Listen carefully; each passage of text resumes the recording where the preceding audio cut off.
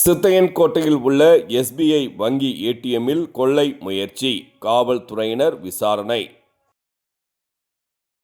திண்டுக்கல் மாவட்டம் ஆத்தூர் ஒன்றியத்துக்குட்பட்ட சித்தையன்கோட்டை கடைவீதியில் எஸ்பிஐ வங்கி ஏடிஎம் செயல்பட்டு வருகிறது. இங்கு மர்ம நபர் ஏடிஎம் இயந்திரத்திற்குள் இருந்த பணத்தை கொள்ளையடிப்பதற்கு முயற்சித்து பலனளிக்காததால் மர்ம நபர் அங்கிருந்து தப்பிச் சென்றுள்ளார். இச்சம்பவம் தொடர்பாக தலைமை அலுவலகத்திற்கு கிடைக்கப்பெற்ற தகவலின் அடிப்படையில் செம்பட்டி காவல் நிலையத்தில் புகார் அளிக்கப்பட்டது.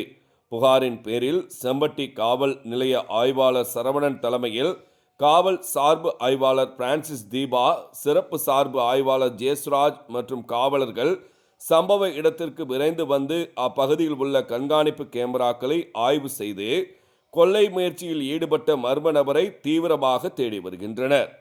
செவ்வாய்க்கிழமை மாலை 6:30 மணி அளவில் கிடைக்கப்பெற்ற தகவல்.